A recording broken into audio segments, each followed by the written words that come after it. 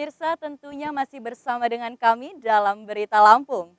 Bagi Anda yang baru saja bergabung, kami akan menyajikan kembali berita utama hari ini.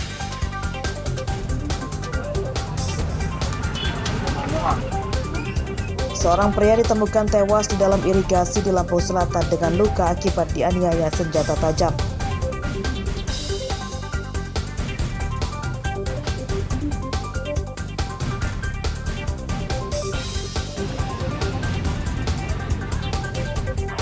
Banjir!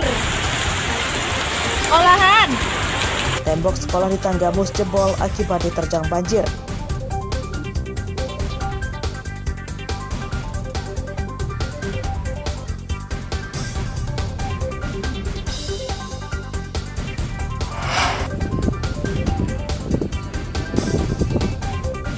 Empat desa di Kecamatan Bengkunat, Pesisir Barat tidak ada sinyal telepon dan internet.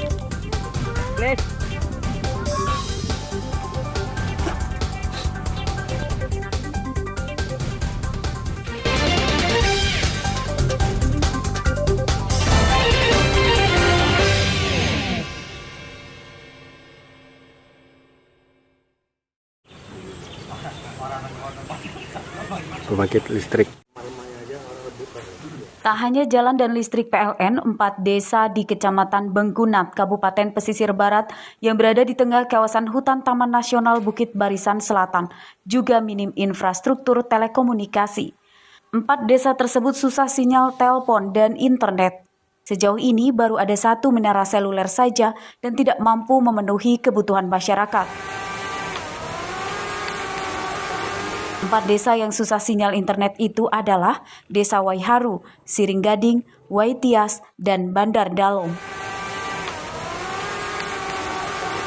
Kepala Desa Siringgading Rohman mengatakan desa mereka pada tahun ini akan mendapat bantuan 1 lagi menara telekomunikasi dari Kementerian Kominfo yang bekerja sama dengan salah satu perusahaan operator seluler. Pembangunan menara masih dalam tahap survei lokasi. Sekarang sudah menginjak tahun 2022, artinya adanya penambahan untuk BTS ya, tower sinyal khususnya di 4 desa yang ada di Marga Belimbing ini, dan di Siringgading itu adalah salah satunya.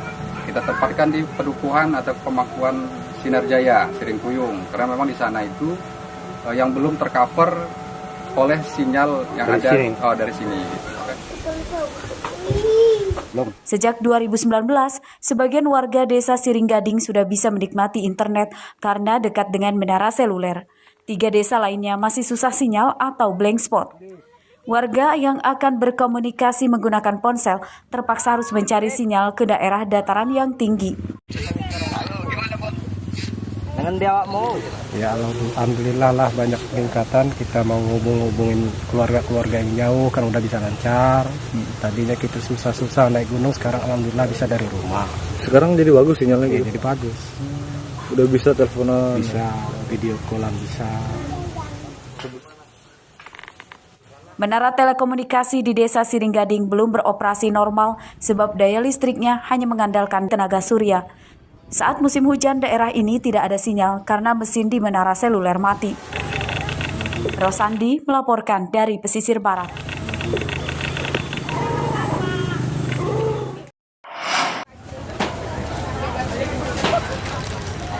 Menjelang akhir bulan Juli, harga sejumlah bumbu dapur turun, seperti terpantau di Pasar Kota Bubi, Lampung Utara pada Senin pagi.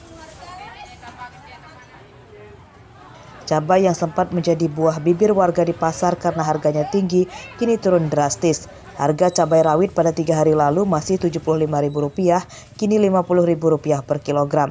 Harga cabai merah masih cukup tinggi, yakni Rp80.000 per kilogram. Namun harga tersebut sudah turun dibanding 2 pekan lalu yang tembus Rp100.000 per kilogram.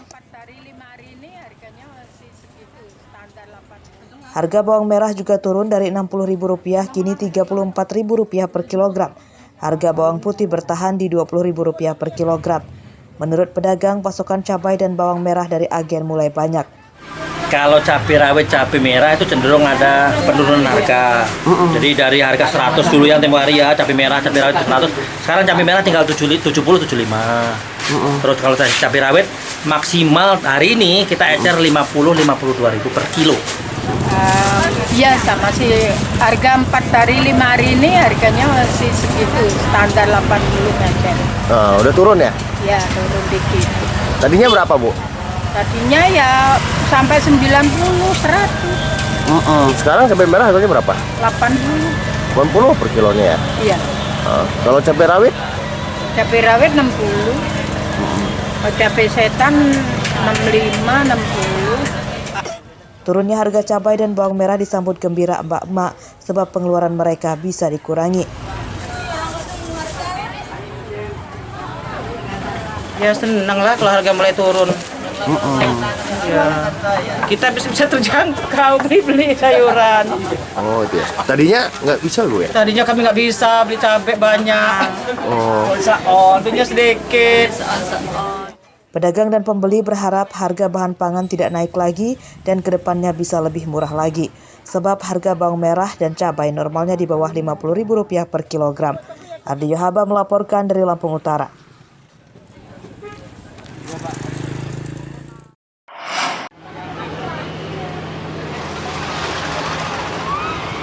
Ribuan warga memadati penutupan gelaran Bandar Lampung Expo 2022 di lapangan Waidadi Sukarame Minggu malam.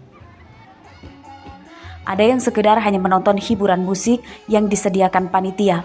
Ada juga yang berkepentingan mengurus dokumen kependudukan dan usaha di stan dinas.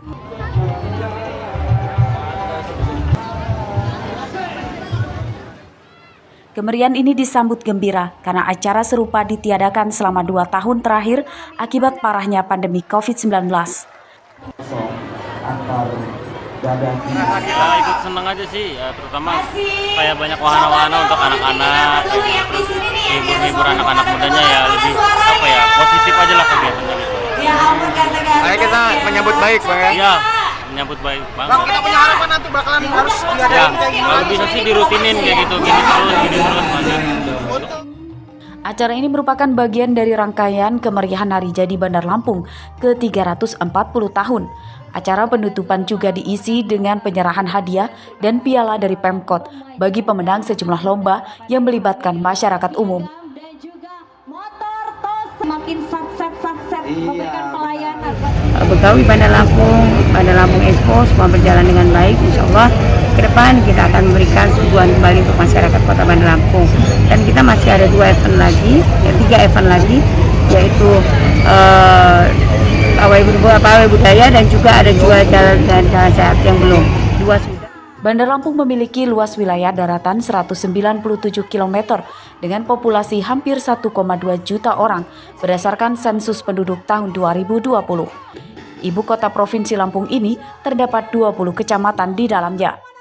Jeffrey Arifin melaporkan dari Bandar Lampung.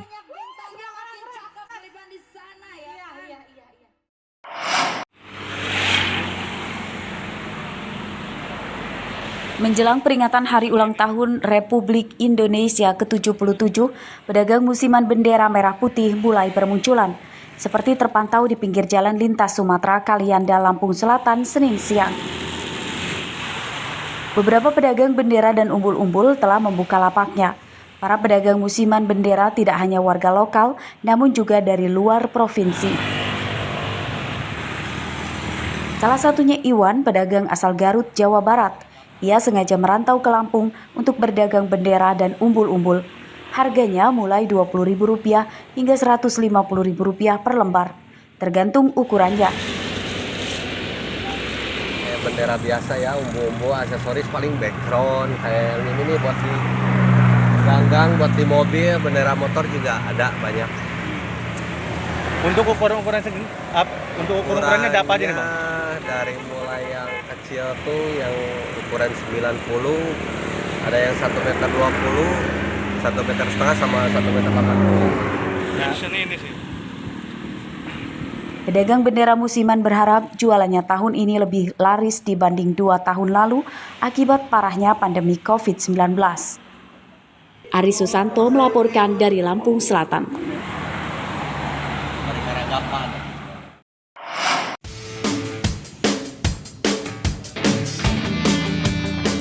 Ingin mencicipi secangkir kopi dengan sensasi rasa dawet atau kolak pisang?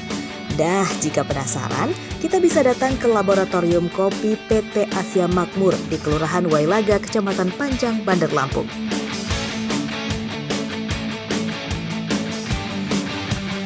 Di laboratorium inilah Bob Hartono Putranto, pemuda asal Bandar Lampung, meracik kopi dengan berbagai rasa. Ia terobsesi mencampur rasa kopi dengan jajanan tradisional Indonesia. Jenis kopi yang digunakan kopi Robusta.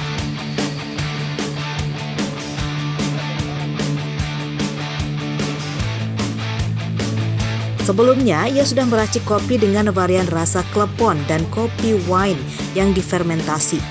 Kini, hasil racikan terbarunya diberi nama kopi dawet latte dan kopi kolak pisang latte. Apapun menu yang kita hadirkan di menu baru ini, tetap kita fokus di kopinya. Dan untuk yang di kolak, kita highlight di rasa pisangnya. Karena kita tahu sendiri, rasa kolak sendiri cenderung meng-highlight rasa pisang dan rasa kelapa serta rasa pandannya. Penikmat kopi bisa datang melihat proses pembuatannya dan mencicipi langsung. Bagi yang baru merasakannya memang cukup kaget, namun akhirnya terbiasa karena rasa kopinya masih lebih kuat. Belum pernah saya ngerasain rasa kopi kayak gini. Apalagi rasanya unik banget kan, ada rasa cendol, ada rasa kolak yang kita temuin sehari-hari kan cuma brown sugar, karamel. Ini sama sekali saya baru rasain di sini. Kerasa banget gitu Bang, apa benar-benar kolaknya. Iya, yang dirasain gak cuma di mulut tapi harumnya juga berasa gitu. Bagaimana? Tertarik mencoba? Bob menjualnya secara daring atau bisa datang langsung ke laboratoriumnya. Hanya dengan Rp35.000, kita bisa menikmati secangkir kopi dengan sensasi rasa jajanan tradisional Indonesia yang unik. Andri Kurniawan melaporkan dari Bandar Lampung.